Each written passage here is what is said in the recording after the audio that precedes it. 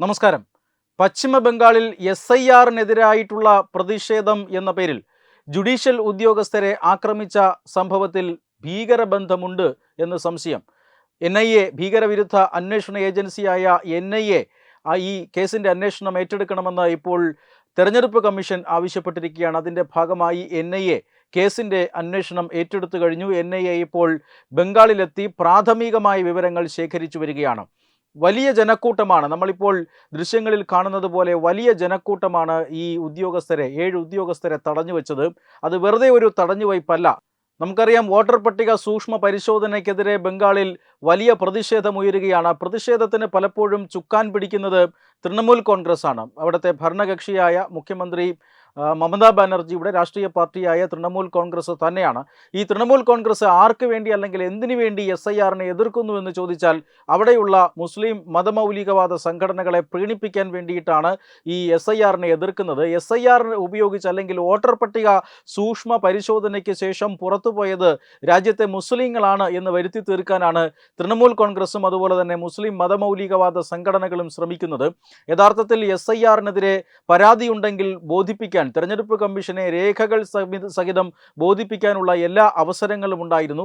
എന്നാൽ അതൊന്നും പാലിക്കാതെ SIR ഏതാണ്ട് പൂർത്തിയായതിനു ശേഷം SIR-നെതിരെ എന്ന പേരിൽ ചില സംഘർഷങ്ങൾ തെരഞ്ഞെടുപ്പ് നടക്കാനിരിക്കുന്ന സംസ്ഥാനത്ത് ഭീകര സംഘടനകൾ ഉണ്ടാക്കുന്നു എന്നാണ് സർക്കാരിന് ലഭിച്ചിരിക്കുന്ന സൂചന. ഇതിൻ്റെ ഭാഗമായിട്ടാണ് ഇപ്പോൾ തെരഞ്ഞെടുപ്പ് കമ്മീഷൻ NIA സംഘത്തെ അന്വേഷണത്തിന് നിയോഗിച്ചിരിക്കുന്നത്.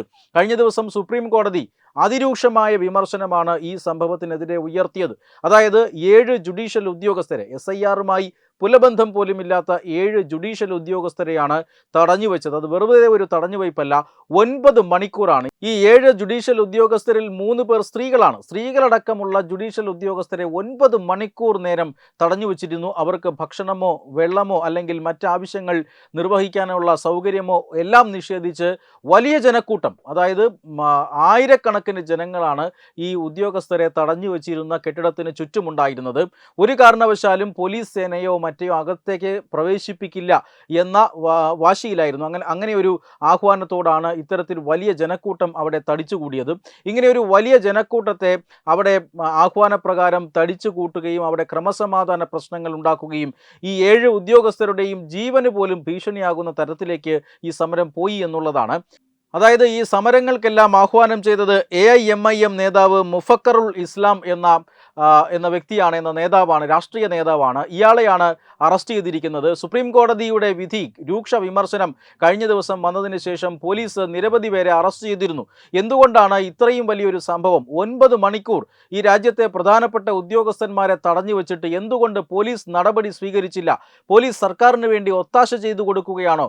പോലീസ് ഈ പ്രക്ഷോഭകാരികൾക്ക് വേണ്ടി പ്രവർത്തിക്കുകയാണോ എന്ന അതിരൂക്ഷമായ വിമർശനമാണ് സുപ്രീം കോടതി ഉയർത്തിയത്. ഇത് തെരഞ്ഞെടുപ്പ് കാലമാണ്, കൃത്യമായ നടപടി സ്വീകരിക്കണം എന്ന് സുപ്രീം കോടതി പറഞ്ഞതിന് ശേഷം കേന്ദ്ര സേന എത്തിയാണ് ഈ ആയിരക്കണക്കിന് വരുന്ന ജനക്കൂട്ടത്തെ അവിടെ നിന്ന് പിരിച്ചുവിട്ടതും പിന്നീട് ഈ ഉദ്യോഗസ്ഥരെ മോചിപ്പിച്ചതും.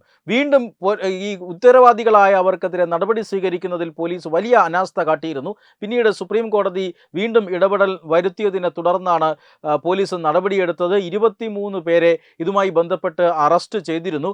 അതിലേറ്റവും പ്രധാനപ്പെട്ട അറസ്റ്റ് ഈ മുഫക്കറുൽ ഇസ്ലാമിൻ്റെതാണ്.